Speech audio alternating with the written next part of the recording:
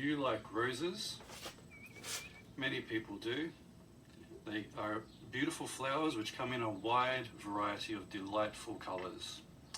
However, we all know the song, which we won't sing, "Every rose has its thorns," which is not entirely accurate due to modern technology, but for this illustration, we'll just ignore that.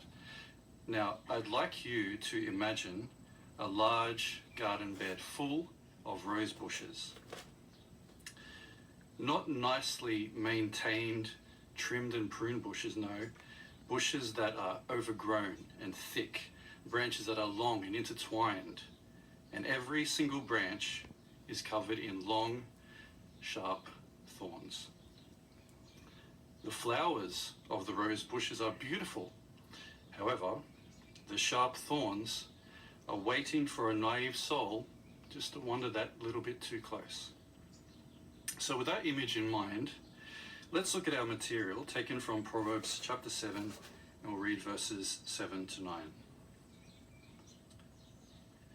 "And as I observed the naive ones, I discerned among the youths a young man lacking good sense. He passed along the street near her corner, and he marched in the direction of her house. In the twilight, in the evening, at the approach of night and darkness." King Solomon observes a youth moving with intent. Solomon describes this one as a young man. However, this material applies to us all. So for that purpose, we will say young or youngish, like Brother Katrupi, a man or a woman, since women are not immune to temptation, purposefully walking in a neighborhood known for prostitution. Remember our rose bush with the beautiful flowers, but the sharp, nasty thorns? This individual is marching or even sprinting straight towards it. Are they thinking about the thorns? What happens next? Let's continue the reading. We'll read verses 10 and then we'll skip down to 13 through to 21. Verse 10, "Then I saw a woman meet him, dressed like a prostitute with a cunning heart." Verse 13, "She grabs hold of him and gives him a kiss. With a bold face she says to him, 'I had to offer communion sacrifices. Today I paid my vows. That is why I came out to meet you, to look for you, and I found you. I have spread fine covers upon my bed, colorful linen from Egypt. I have sprinkled my bed with myrrh, aloes, and cinnamon. Come, let us drink our fill of love until the morning. Let us enjoy passionate love together. For my husband is not at home. He has gone on a distant journey. He took a bag of money with him, and he will not return until the day of the full moon.' She misleads him with great persuasiveness. She seduces him with smooth speech." The prostitute, as alluring as a rose, approaches, grabs hold of him, kisses him. The thorns embed themselves in his flesh, but he is too enamored to notice. The prostitute seduces him with words, actions, and smells, lulling him into a false sense of security, and this overpowers his self-control, as we see in Proverbs 7, 22 and 23. So let's just read that. 22 and 23.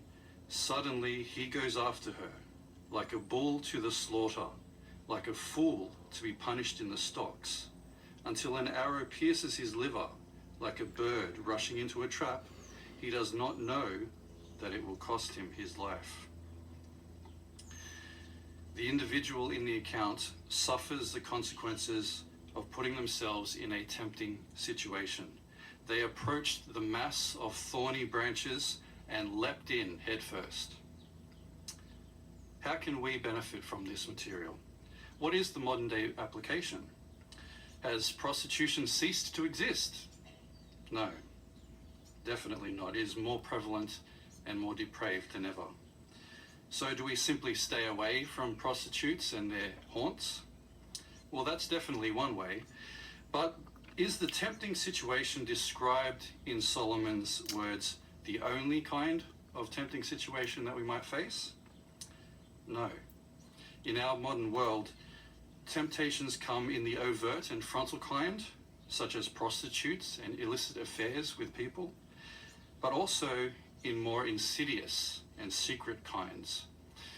Another physical person does not need to be involved in our tempting situation. There are books, magazines, DVDs.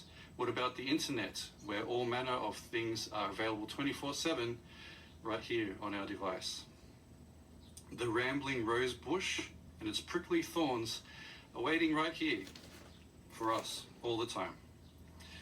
Proverbs 7:23 speaks of an arrow piercing his liver, and that he did not realize that his actions would cost him his life. And this is true in two ways.